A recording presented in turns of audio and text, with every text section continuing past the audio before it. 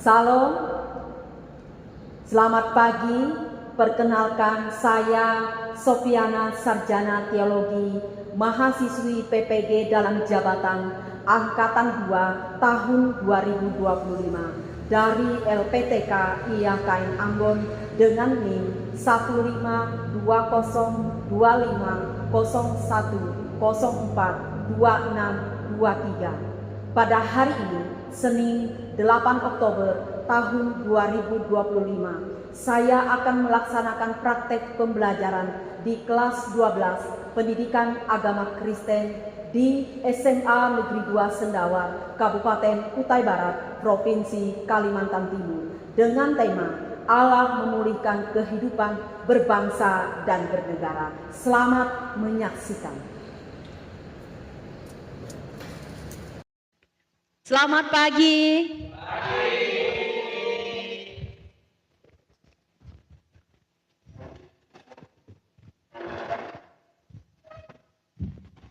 Gimana ruangannya? Bagus?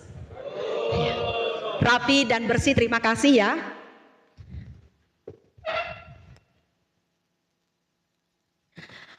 Baik, kita akan mulai pembelajaran kita pada pagi hari ini.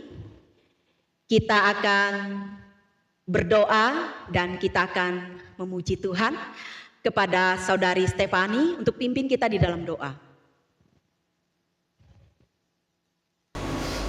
Baik, sebelum kita mulai pelajaran kita, mari kita angkat pujian mayoritas segala bangsa. Mari semua teman-teman saya ajak berdiri sebagai berikut.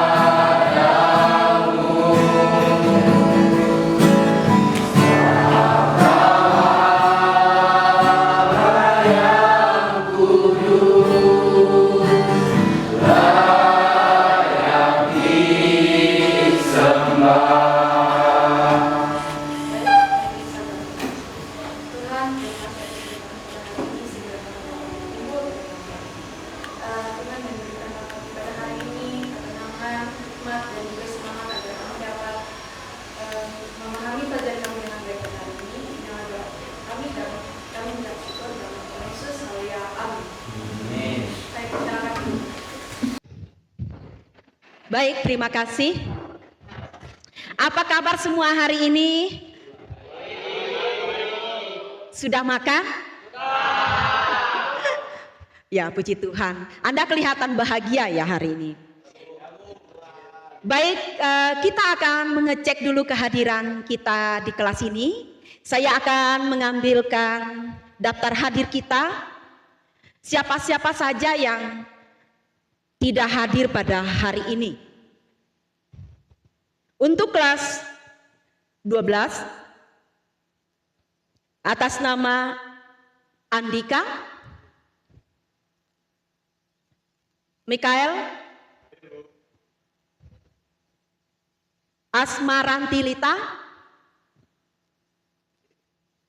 Christian Gio, Apa beritanya? Sakit. Efratio sakit. Jeffrey, Kayla, Kevin, Nelsie, Panji, Tirsa, Stefani, Fikri, Yobel,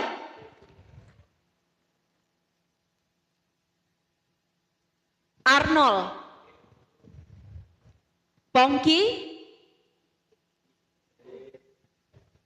Pongki izin, Gloria, Irfan Kurniawan. Baik, Irfan, Julian Raka, Manurung, Meisa, Michelle, Rifka, Stephanie Keisa, Fitz Nelvian Ismeraineno, Vivian Kay, Yohanes. Baik, terima kasih. Ada beberapa orang yang sakit, ada yang izin. Pembelajaran kita pada hari ini yaitu Allah memulihkan kehidupan berbangsa dan bernegara. Mari saya mengajak kita semua untuk berdiri.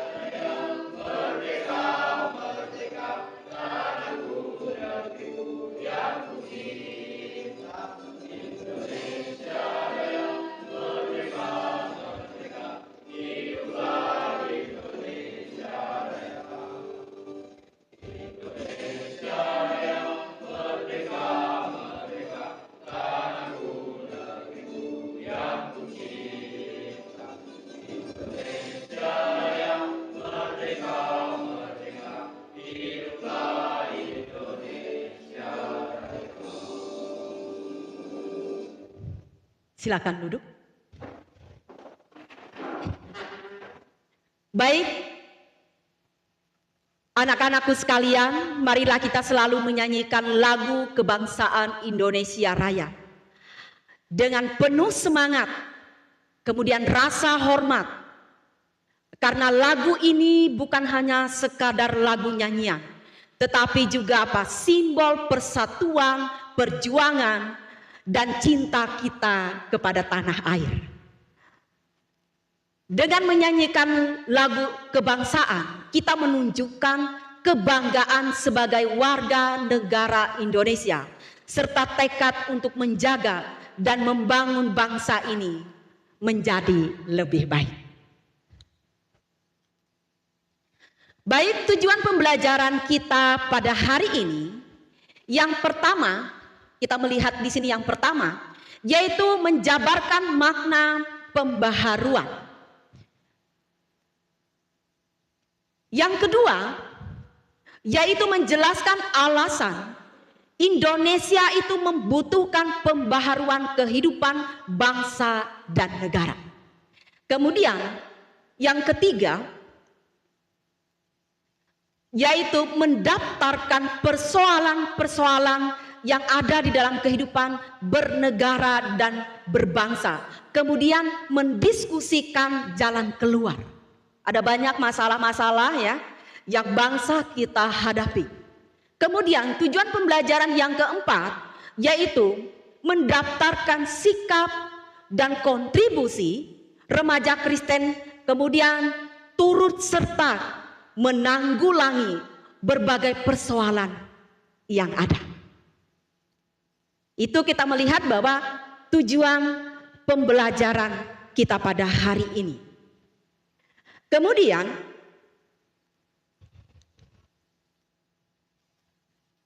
kita melihat yang pertama ini adalah kemiskinan dan korupsi. Ini adalah persoalan-persoalan yang dihadapi oleh bangsa kita.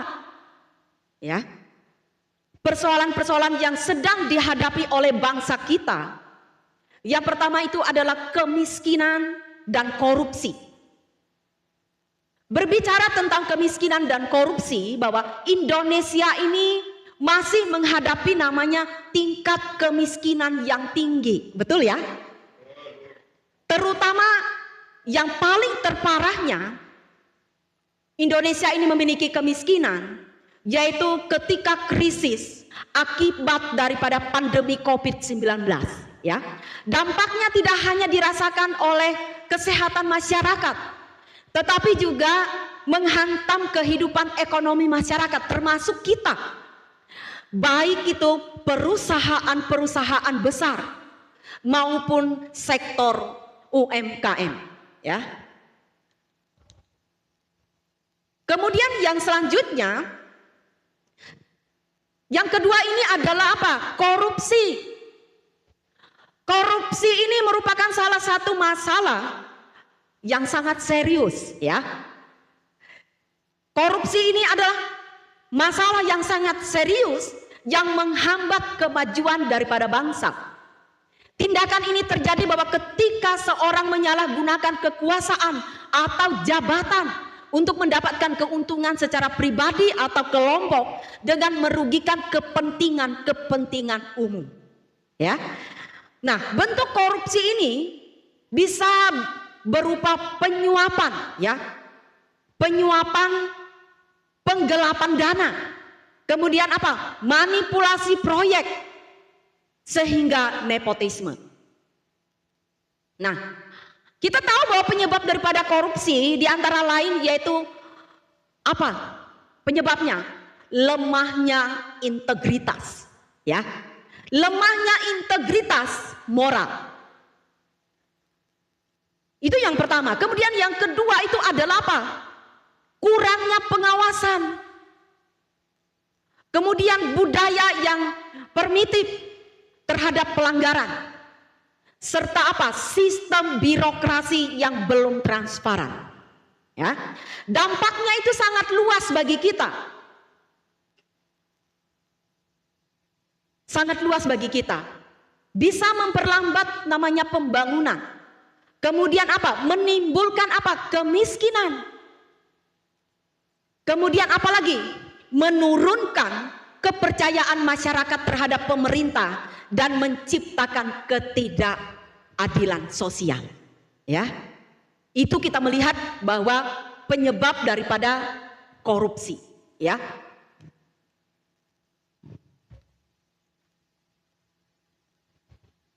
Kemudian bahwa pemerintah melalui lembaga seperti Komisi Pemberantasan Korupsi atau KPK itu harus berperan penting dalam memberantas korupsi, ya. Namun keberhasilan yang pemberantasan korupsi ini tidak hanya bergantung pada lemahnya hukum, tetapi juga pada apa? Kesadaran seluruh masyarakat, ya. Jadi masyarakat itu harus sadar bahwa setiap warga negara harus apa? Menanamkan apa? Nilai apa di sini? Kejujuran. Terus apa lagi? Tanggung jawab. Terus apa lagi? Seperti itu, komplit bukan? Ya. Oleh sebab itu bahwa sebagai generasi muda, kita dapat berperan dengan menolak segala bentuk kecurangan. Sebagai pemuda Kristen, kita harus menolak segala bentuk kecurangan itu. Kemudian apa? Berani bersuara terhadap ketidakadilan, ya. Kemudian apa? Serta menjadi teladan dalam hal apa? Kejujuran, ya. Baik itu di lingkungan sekolah, di kampus, di masyarakat, di rumah, bahkan dimanapun Anda berada. Sepakat ya? Ya, dan setuju. Oleh sebab itu bahwa kita melihat kesenjangan ekonomi itu terlihat jelas di masyarakat, ya.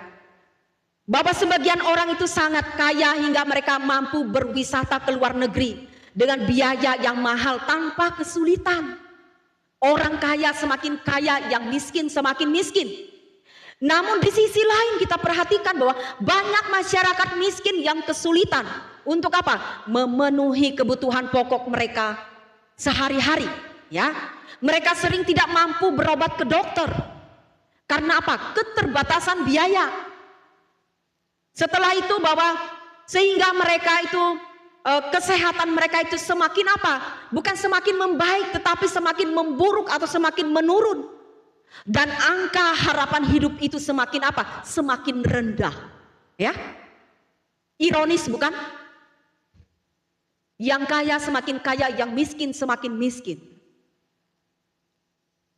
Oleh sebab itu bahwa kita melihat kesimpulannya bahwa kemiskinan dan kesenjangan ekonomi di Indonesia masih terjadi persoalan serius, ya. Yang berdampak pada apa? Kesehatan. Yang mana lagi? Selain kesehatan apa? Yang kedua itu apa? Pendidikan. Terus apa lagi? Masa depan masyarakat. Sehingga perlu apa? Perlu penanganan yang adil dan menyeluruh, ya. Kemudian yang selanjutnya yaitu keberagaman beragama. Ini menarik, ya. Menarik karena Indonesia ini adalah bangsa yang sangat majemuk, ya. Bangsa yang sangat majemuk yang terdiri dari sekitar 1340 suku dalam bangsa kita. Kemudian 718 bahasa daerah, termasuk di daerah kita ini ada berbagai macam bahasa daerah, ya. Nah, dan apa? Memiliki 6 agama yang resmi, ya. Islam, Kristen, Katolik, Hindu, Buddha, dan Konghucu. Nah, kita melihat bahwa jumlah pemeluk agama di Indonesia ini tidak merata. Dari Sabang sampai Merauke. Islam adalah agama dengan penganut terbanyak, kurang lebih 85%, ya. Namun ada juga di daerah-daerah tertentu bahwa di mana agama itu minoritas secara nasional justru menjadi apa? Mayoritas. Seperti misalnya Kristen di Sumatera Utara. Terus di mana lagi? Di Sulawesi Utara. Terus di mana lagi? Di Nusa Tenggara Timur. Terus di mana lagi? Di Papua dan Papua Barat. Kemudian apa? Hindu itu berada di Denpasar, Bali, sekitar 3, juta jiwa.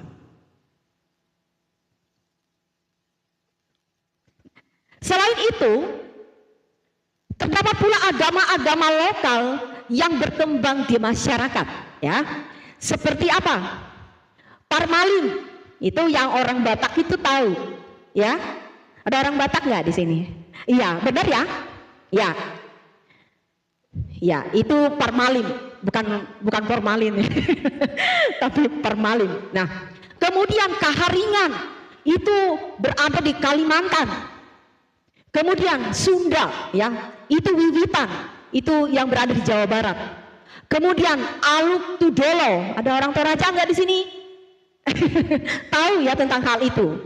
Kemudian Marapu, itu Sumba, dan berbagai aliran kebatinan yang lain.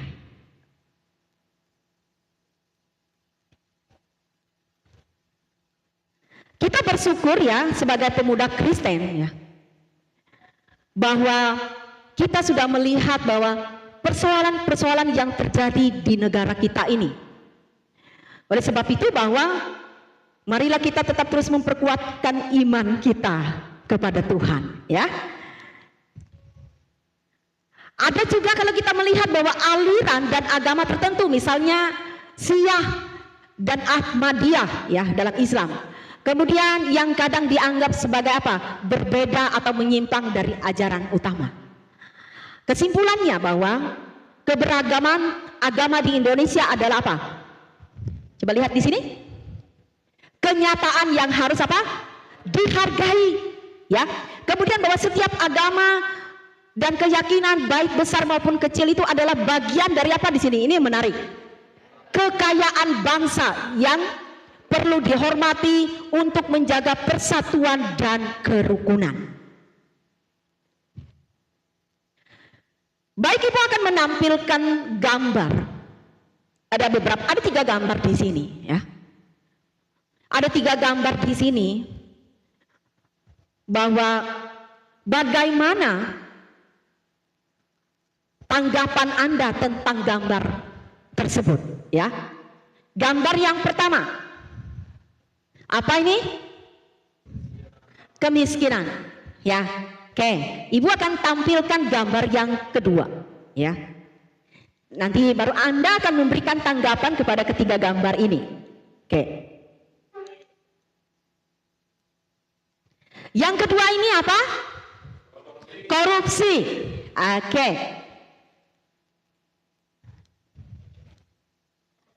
Yang ketiga, oke, dari Sabang sampai Merauke. Itulah Indonesia. Oke. Anda akan memberikan tanggapan tentang ketiga gambar ini. Yang pertama ini adalah tentang kemiskinan. Silakan memberikan tanggapan. Sebelah sini.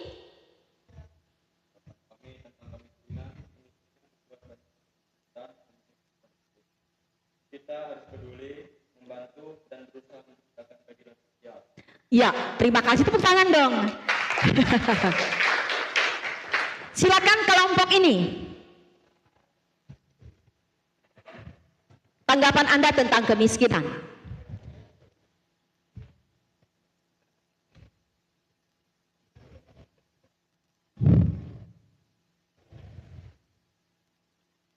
Kemiskinan membuat banyak orang kesulitan memenuhi kebutuhan hidup. Kita harus peduli, membantu, dan berusaha menciptakan keadilan sosial. Ya, terima kasih. Jawaban yang bagus. Sebelah sini. Silakan.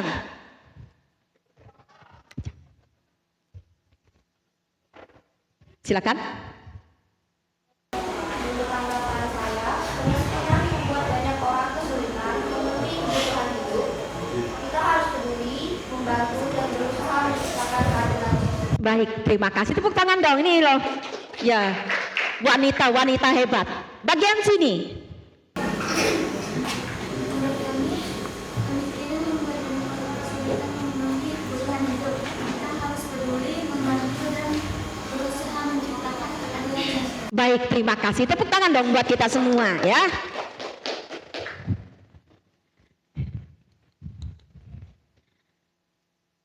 Sangat menyedihkan sekali kalau kita melihat gambar bahwa kemiskinan itu membuat banyak orang itu kesulitan, ya, untuk memenuhi kebutuhan hidup.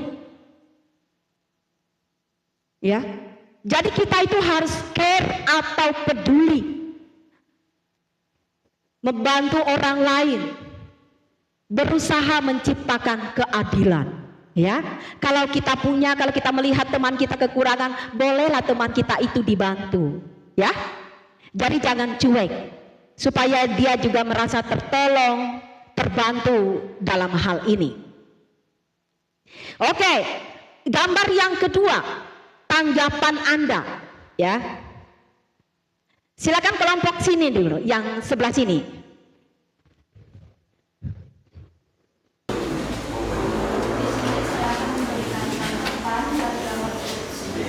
Korupsi merugikan bangsa dan rakyat. Kita sebagai generasi muda harus jujur, disiplin, dan tidak menipu perilaku buruk itu. Jadi cara siswa mengatasi korupsi mencegah sejak dini dengan membangun karakter jujur dan bertanggung jawab. Siswa dapat melakukannya dengan yang pertama, menanamkan nilai kejujuran, misalnya tidak bercontek, tidak berbohong, dan tidak mengambil hak orang lain. Dan yang kedua, disiplin dan bertanggung jawab, melaksanakan tugas penasihat tanpa mencari jalan pintas. Dan yang ketiga, menolak segala bentuk kecurangan seperti bikin absen, manipulasi nilai, atau unutan tidak resmi. Dan yang keempat, menjadi teladan dalam integritas, berani mengatakan benar itu benar dan salah itu salah. Dan yang terakhir, mengikuti kegiatan anti korupsi di sekolah seperti kampanye, kejujuran, lomba poster anti korupsi, atau diskusi. Ya, terima kasih jawabannya. Ya, tepuk tangan dong buat temannya ya. Keren sekali ya. Keren sekali jawabannya. Nah, korupsi itu adalah merugikan apa? Bangsa. Betul ya? Merugikan bangsa dan rakyat. Nah, kita sebagai generasi muda Kristen, kita harus apa? Menanamkan namanya kejujuran. Ya. Terus apa lagi? Disiplin. Kemudian apa lagi? Tidak meniru perilaku yang buruk itu. Ya, makanya kita harus menjadi teladan. Menjadi teladan itu adalah menjadi pola, menjadi gambar yang bisa ditiru oleh orang lain. Ya, setuju ya? Sepakat kita bahwa kita harus tetap terus menghindari perilaku-perilaku yang buruk itu. Ya. Selanjutnya gambar yang ketiga. Silakan memberikan tanggapan. Kelompok sini, bagian sini.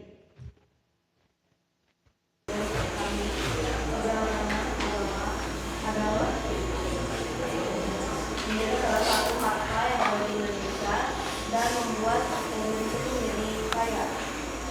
Sehingga kita harus saling menghormati, menghargai, dan hidup rukun meskipun berbeda-beda. Baik, yang sebelah sana bagaimana cara ya? Cara Anda itu. Silakan. Menghargai perbedaan agama, suku, dan budaya. Teman tanpa diskriminasi. Kedua, menimbulkan sikap toleransi.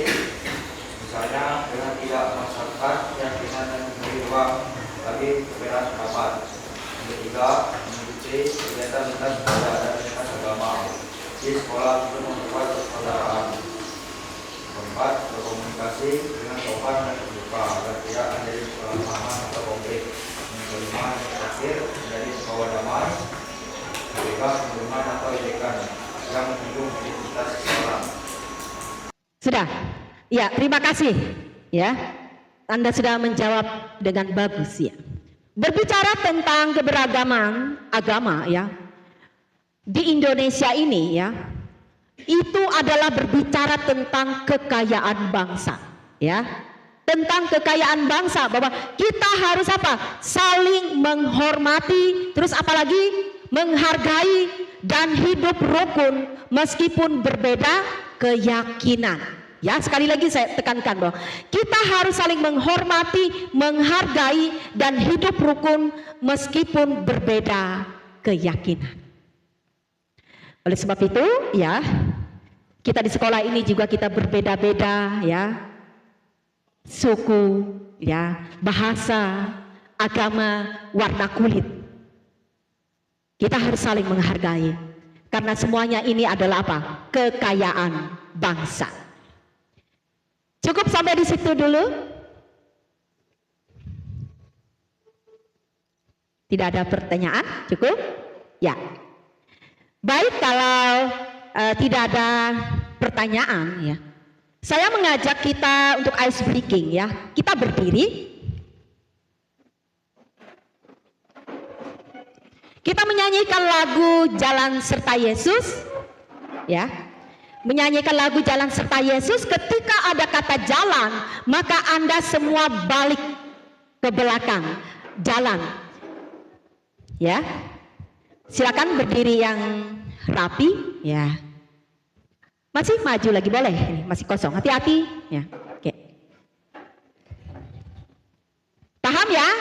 Setiap ada kata jalan Anda harus balik jalan. Oke.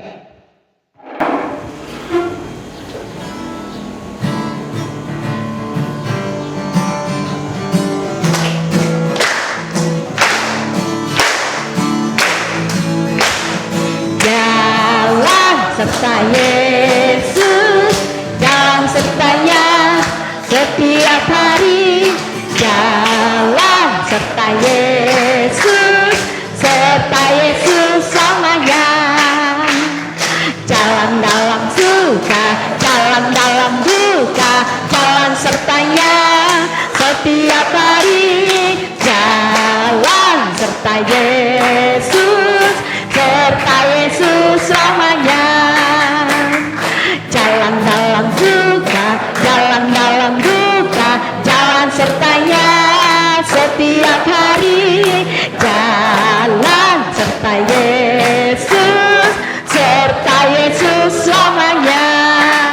Baik, terima kasih, tepuk tangan untuk kita semua. Silakan kembali ke tempat duduk masing-masing.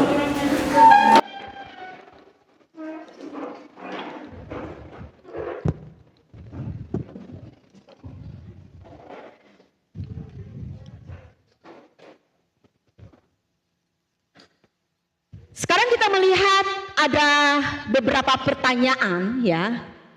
Yang pertama ini adalah apa makna pemulihan dari Allah dalam konteks kehidupan bangsa menurutmu? Yang kedua, apakah kamu pernah ya merasa kecewa atau prihatin terhadap kondisi bangsa ya? Bagaimana imanmu mempengaruhi hal ini ya? Dengan cara pandangmu sendiri. Kemudian yang kedua, pertanyaan yang ketiga,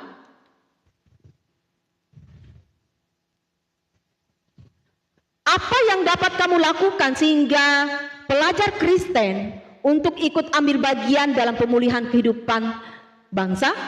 Yang selanjutnya, jika kamu melihat ketidakadilan di lingkunganmu, tindakan apa yang mencerminkan imanmu kepada Allah yang memulihkan?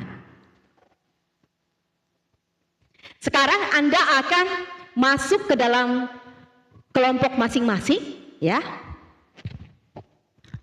Ya, kita masuk dalam pembagian kelompok ya. Ibu akan membagikan lembaran LKPD-nya.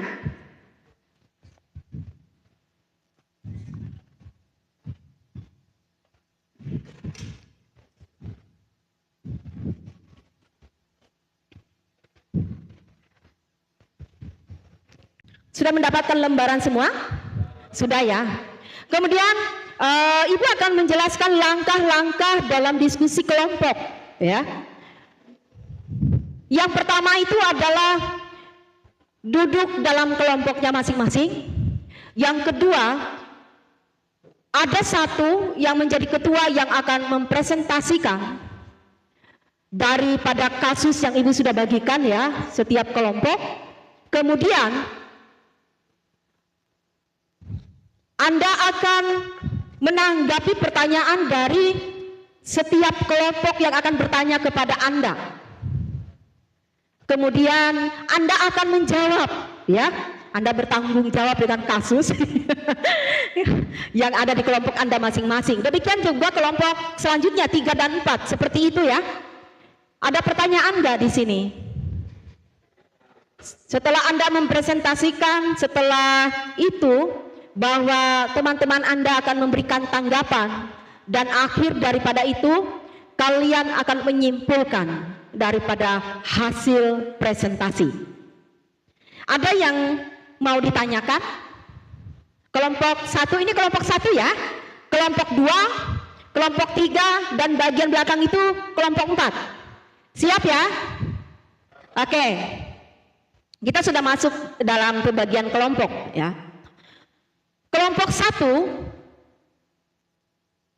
kasusnya adalah persoalan yang mereka bahas, yaitu dampak korupsi bisa merusak keluarga. Itu kelompok 1. Kemudian kelompok 2 itu adalah dampak pandemi COVID-19 terhadap apa? Kemiskinan. Kelompok 3 akan berbicara tentang potret daerah ya dalam keberagaman di Indonesia, dan yang keempat adalah peran anak muda mempromosikan toleransi dan keragaman. Ya. Silakan berdiskusi dalam kelompoknya masing-masing. Mulai dari sekarang. Siapa yang bacanya nanti ya, yang jawab ya. Siap ya?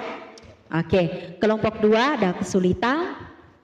Ya, nanti siapa yang baca, ya, siap-siap untuk menjawab ya. Oke.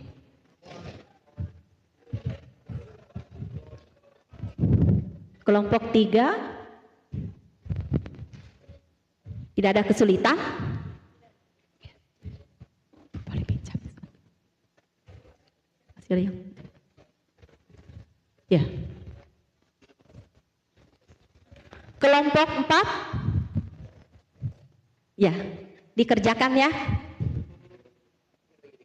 Iya, ditulis dengan rapi supaya bisa dibaca. Kasih.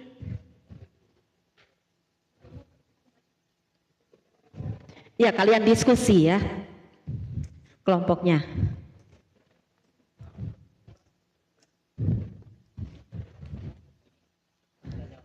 Ya, silakan didiskusi ya, berdiskusi dengan temannya.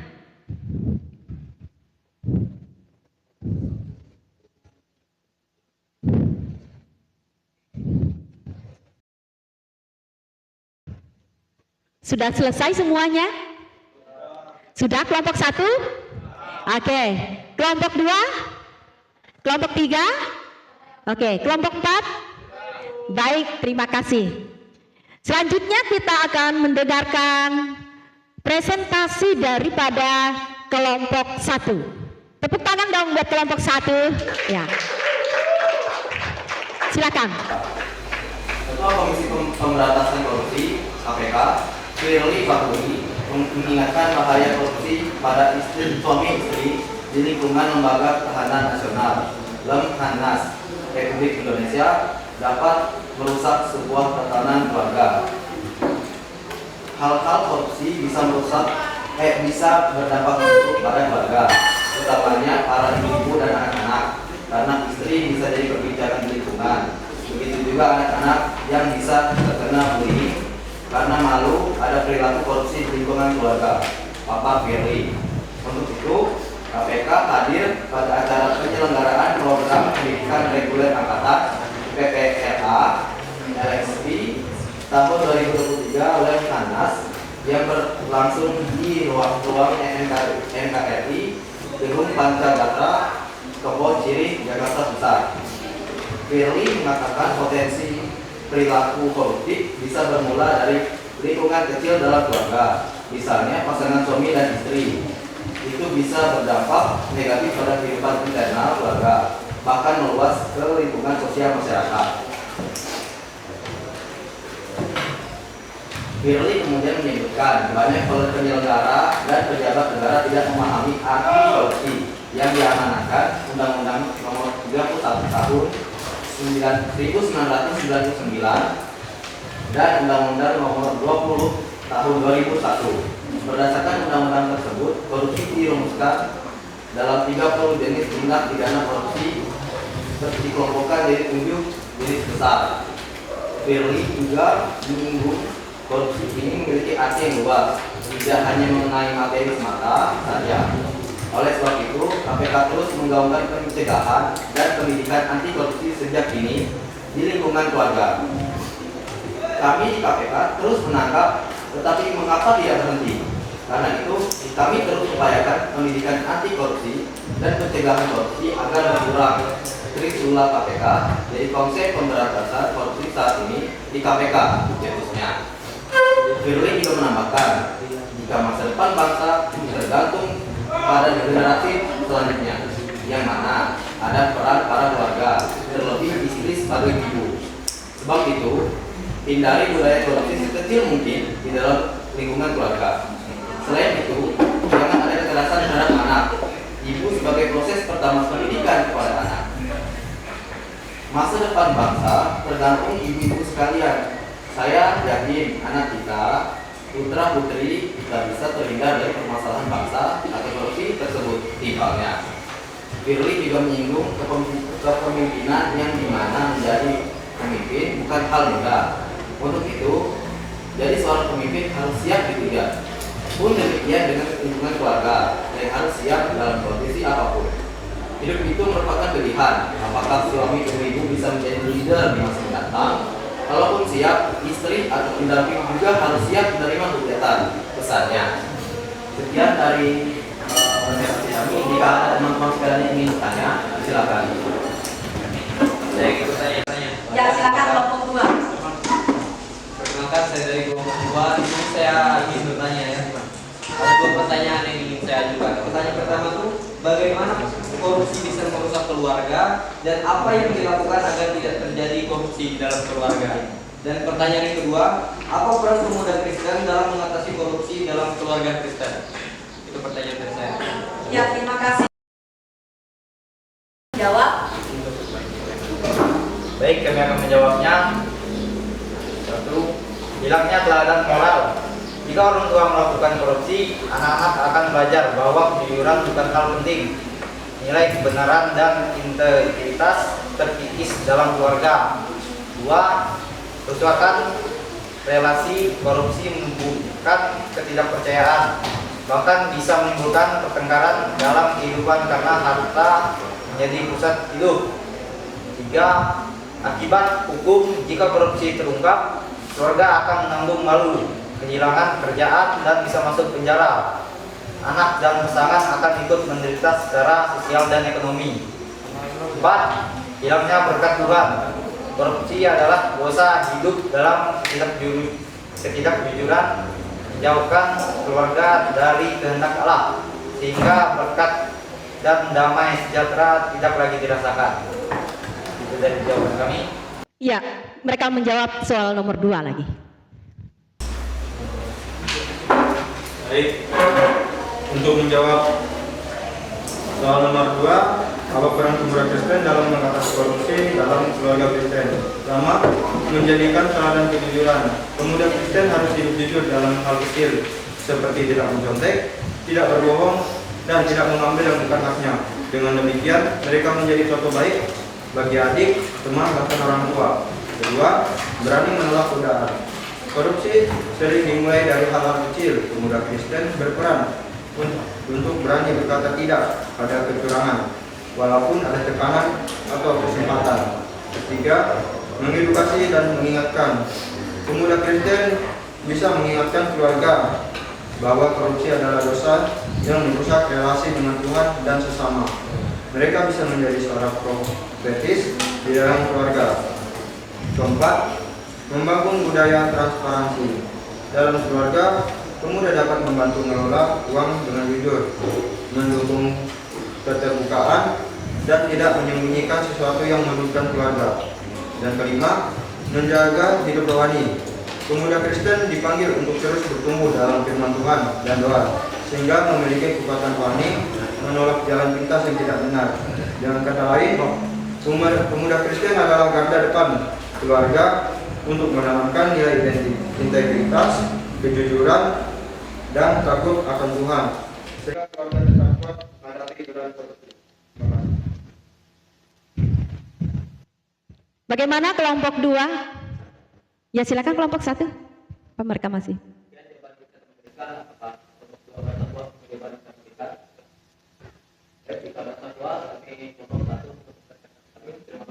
Ya, tepuk tangan untuk kelompok 1. Terima kasih kelompok 1. Sekarang kelompok 2 akan mempresentasi. Membantu kaum miskin, baik yang baru maupun yang telah ada sebelumnya. Demikian pembacaan studi kasus kami. Jika ada pertanyaan, silakan bertanya. Saya ingin bertanya. Baik, silakan. Perkenalkan, saya di kelompok 1 ingin bertanya. Mengapa memperluas perlindungan sosial dapat membantu kemiskinan, dan apa tindakan yang dilakukan? Yang kedua, apa peran pemuda Kristen ketika kemiskinan terjadi akibat COVID-19? Silakan kelompok 2. Izin, saya dari kelompok 1. Saya akan menjawab pertanyaan nomor 1. Itu karena dapat memberikan jaminan hidup dasar seperti perlindungan sosial, seperti bantuan tunai, jaminan kesehatan atau subsidi. Pendidikan membantu keluarga miskin memenuhi kebutuhan pokok sehingga tidak semakin terpuruk. Lalu yang kedua, mengurangi ketidaksetaraan. Dengan adanya jaring pengaman sosial, kelompok rentan, anak, lansia, penyandang disabilitas, pekerja informal memiliki kesempatan yang sama untuk bertahan dan berkembang. Memutus rantai kemiskinan. Adanya program perlindungan sosial, khususnya di bidang pendidikan dan kesehatan, memberi peluang bagi generasi muda untuk keluar dari lingkaran kemiskinan. Lalu yang terakhir, meningkatkan stabilitas sosial dan ekonomi. Ketika warga rentan terlindungi, resiko konflik sosial berkurang dan perekonomian lebih stabil. Lalu untuk tindakan apa yang dilakukan, kami ada 5 cara. Meningkatkan akses program bantuan, memperluas jangkauan bantuan sosial seperti PKH, BLT, BPJS Kesehatan, Kartu Indonesia Pintar agar tepat sasaran. Yang kedua, meningkatkan transparansi dan akuntabilitas, mencegah penyalahgunaan bantuan dengan sistem digitalisasi, data terpadu, dan pengawasan masyarakat. Yang ketiga, memperdayakan masyarakat, tidak hanya memberi bantuan, tetapi juga program pelatihan kerja, akses modal usaha, dan memperdayakan ekonomi keluarga. Yang keempat, perlindungan tenaga kerja, memberi jaminan sosial bagi pekerja informal dan buruh harian, sehingga mereka tidak jatuh miskin saat sakit atau kehilangan pekerjaan. Yang kelima, pendidikan dan literasi sosial, meningkatkan kesadaran masyarakat tentang hak dan manfaat perlindungan. Baik, jadi untuk kesimpulannya, memperluas perlindungan sosial bukan hanya soal memberi bantuan secara sesaat atau sementara, tetapi juga membangun rangkaian jaminan dan kesempatan agar masyarakat miskin dapat mandiri dan keluar dari lingkaran zona kemiskinan. Jadi seperti itu untuk kesimpulannya. Lebih lanjut. Untuk yang nomor 2, apa peran pemuda Kristen ketika kemiskinan terjadi akibat COVID-19? Peran yang pertama, menjadi sumber kepedulian dan solidaritas. Pemuda Kristen terpanggil untuk berbagi berkat dengan sesama yang terdampak, misalnya lewat aksi sosial, penggalangan dana, atau membantu membagikan sembako. Kemudian peran yang kedua, mendukung dan menguatkan keluarga. Dalam masa sulit, pemuda harus berperan aktif menjaga keharmonisan keluarga, membantu ekonomi rumah tangga, serta menjadi penghibur rohani melalui doa dan firman Tuhan. Kemudian peran yang ketiga, kreatif dan inovatif. Pemuda Kristen dapat mencari peluang usaha baru, memanfaatkan teknologi digital, dan mendorong kemandirian ekonomi keluarga maupun gereja. Kemudian peran yang keempat, menjadi saksi Kristus dengan hidup sederhana, tidak egois, dan tetap setia kepada Tuhan. Pemuda Kristen menunjukkan kasih Kristus di tengah penderitaan akibat pandemi.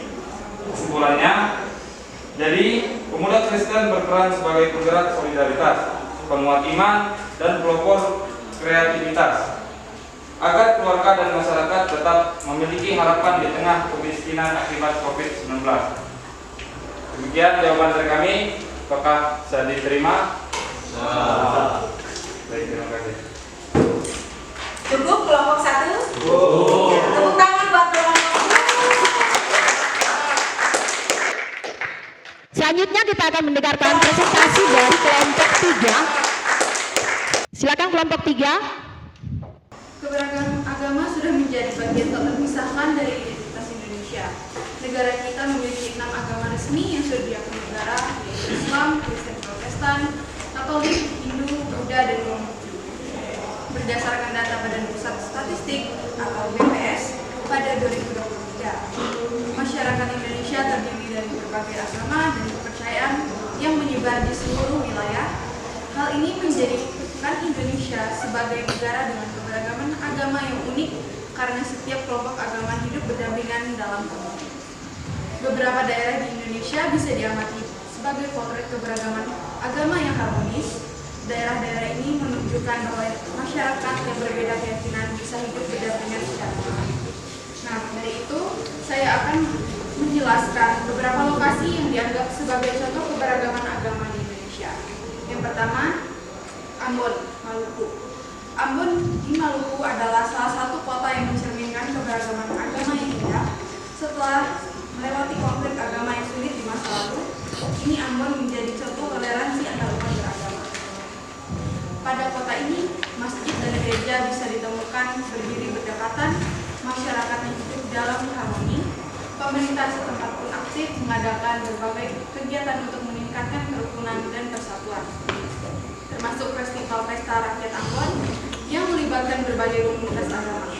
Lalu yang kedua, Manado, Sulawesi Utara. Manado di Sulawesi Utara juga menjadi contoh kerukunan antar umat beragama yang baik. Mayoritas penduduk Manado menganut agama Kristen Protestan, namun kota ini tetap ramah dan terbuka bagi umat beragama lain. Salah satu buktinya ialah keberadaan Masjid Raya Ahmad Yani yang menjadi simbol perdamaian di tengah mayoritas Kristen di Manado. Perayaan Hari Besar Agama selalu dilakukan bersama-sama oleh berbagai komunitas yang menunjukkan solidaritas antar umat beragama.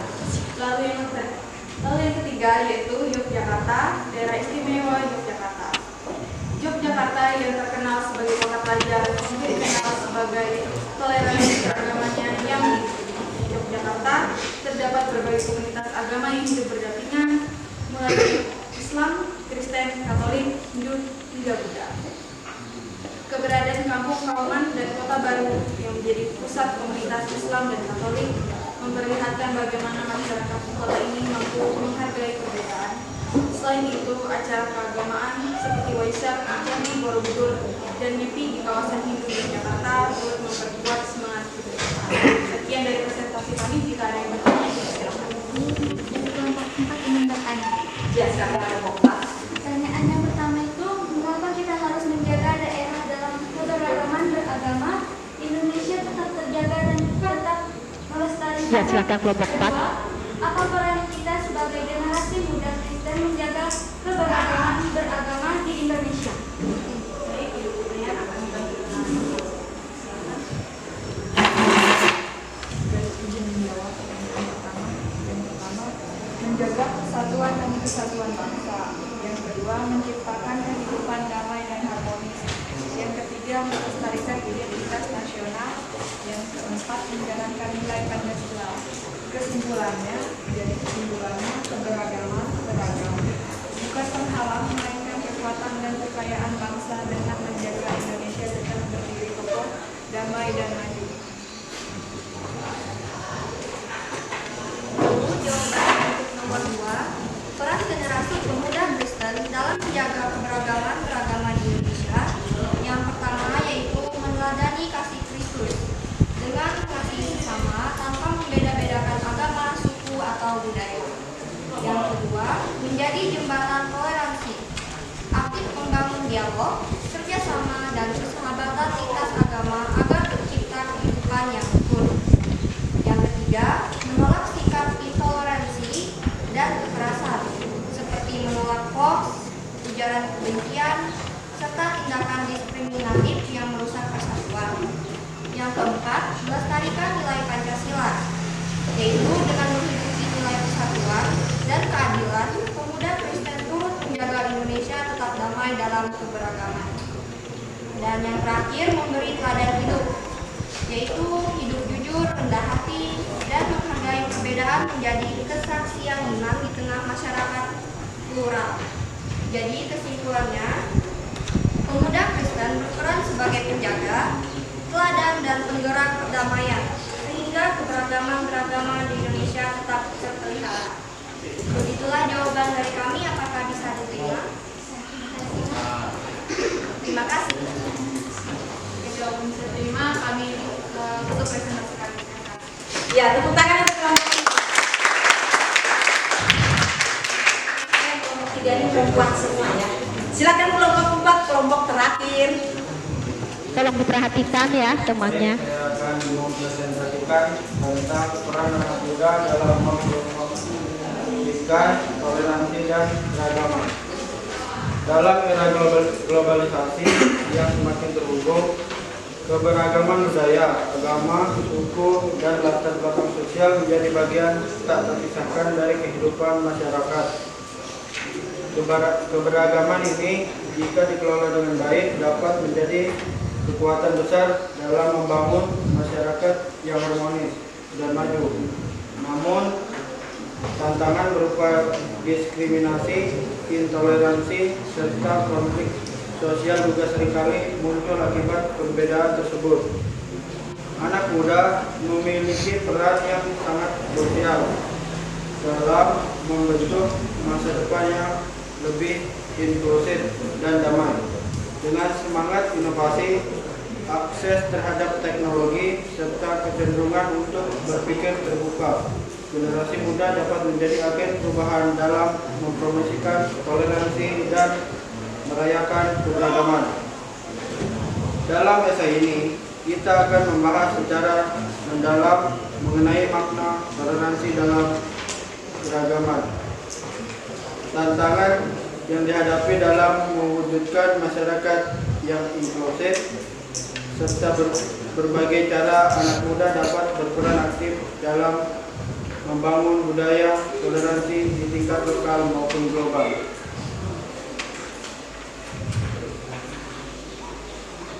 Toleransi dan keberagaman adalah pilar utama dalam menciptakan masyarakat yang harmonis dan berkelanjutan. Anak muda memiliki peran penting dalam mempromosikan nilai-nilai ini, baik melalui media sosial, pendidikan, dialog antar budaya, kegiatan sosial maupun advokasi kebajikan. Dengan memanfaatkan kreativitas, semangat inovasi, serta akses terhadap teknologi, generasi muda dapat menjadi motor penggerak perubahan yang membangun dunia lebih inklusif, adil, dan damai. Namun untuk mencapai hal tersebut diperlukan dukungan dari berbagai pihak, termasuk pemerintah, institusi pendidikan, dan masyarakat luas. Sekian presentasi dari kelompok kami. Jika ada pertanyaan, silakan. Ya, silakan. Silakan Mas Esma suara kita dari kelompok 3 di Sumatera. Pertanyaan yang pertama, bagaimana peran anak muda dalam mempromosikan toleransi dalam keberagaman? Yang kedua, mengapa kita penting mempromosikan toleransi dan dalam keberagaman? Ya, izin dari kelompok 4 izin menjawab pertanyaan nomor 1. Peran anak muda dalam mempromosikan toleransi dalam keberagaman. Yang 1, menjadi teladan dalam pergaulan. Anak muda bisa menunjukkan sikap saling menghargai perbedaan di sekolah, kampus, maupun di lingkungan. Yang kedua, aktif di media sosial. Menggunakan media sosial untuk menyebarkan pesan damai, menghentikan hoaks, serta menolak ujaran kebencian. Yang ketiga, membangun dialog dan kerjasama. Terlibat dalam kegiatan lintas agama, budaya, ataupun organisasi untuk mempererat persaudaraan. Yang keempat, menghargai identitas dan budaya lain. Belajar dan menghormati tradisi agama dan suku yang berbeda tanpa merendahkan. Yang kelima, menjadi agen perdamaian. Anak muda dapat memimpin gerakan kecil di lingkungan sekitar untuk menciptakan kehidupan yang rukun dan harmonis. Jadi, anak muda berperan sebagai duta toleransi dengan cara membawa nilai damai, menghargai perdamaian, dan membangun persatuan dalam keberagaman.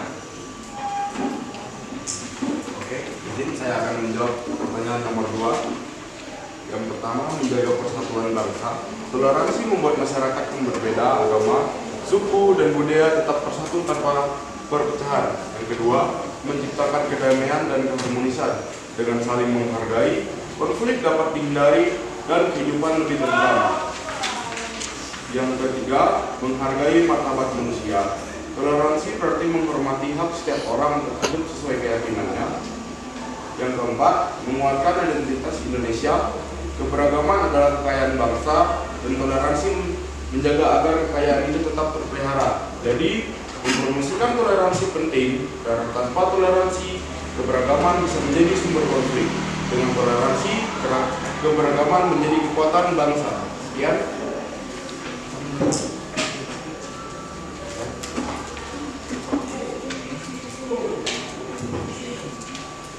Sekian presentasi dari kami. Terima kasih. Ya, tepuk tangan untuk kelompok 3 sudah puas dengan jawaban yang disampaikan oleh kelompok 4. Ya, baik, terima kasih. Ya, tepuk tangan dong sekali lagi.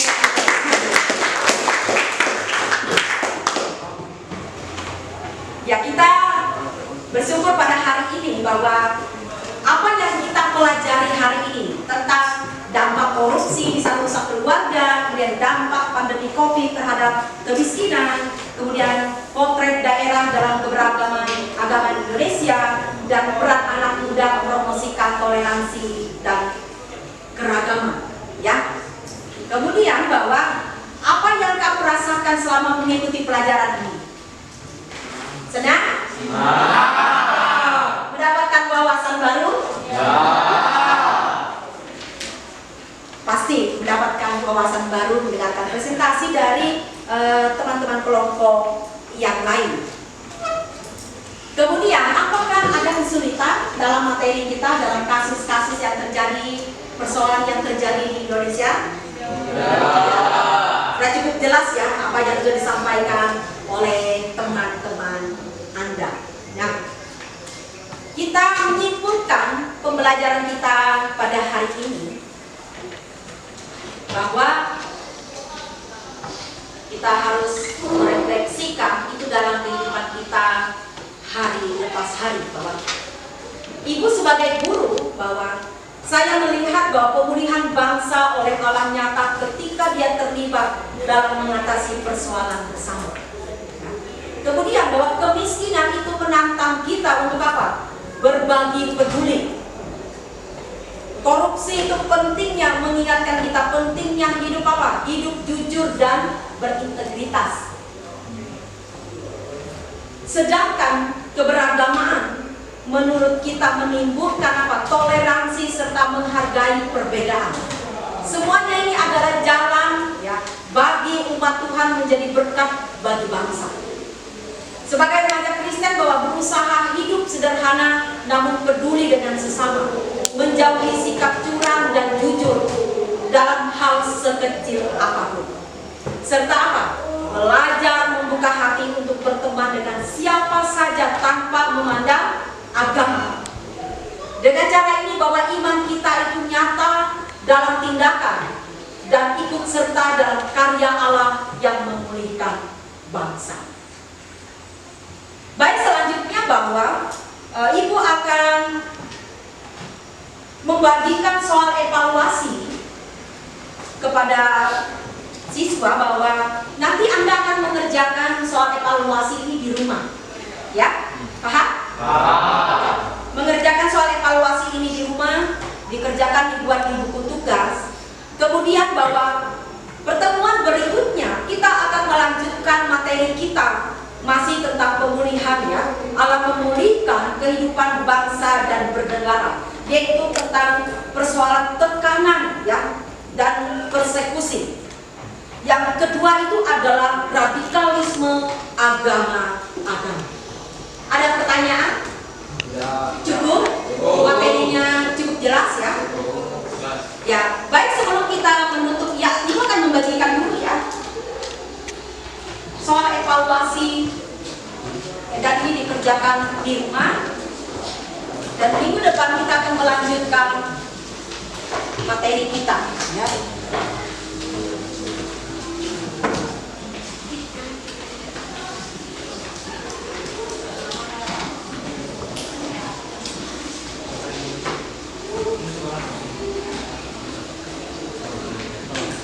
Baik, kita akan menutup kelas kita pada saat pagi hari ini. Sebelum berdoa kita akan ice breaking lagi sekali lagi. Saya ngajak kita berdiri ya, kita menyanyikan lagu Jalan Serta Yesus. Serta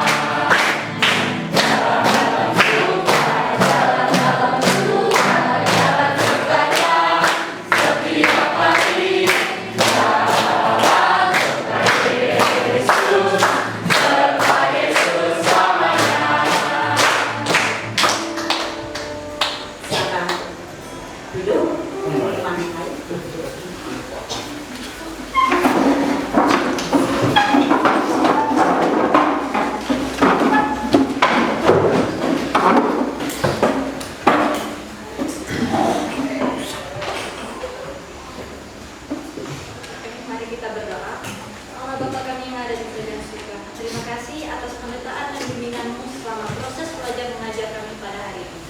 Kiranya Engkau selalu menyertai kami dimanapun kami berada, dan semoga pelajaran tadi dapat menjadi ilmu yang bermanfaat bagi hidup kami dan berguna bagi orang lain. Kami mengucap syukur dan inilah doa kami. Haleluya. Amin. Baik, selamat siang, salam, Tuhan memberkati.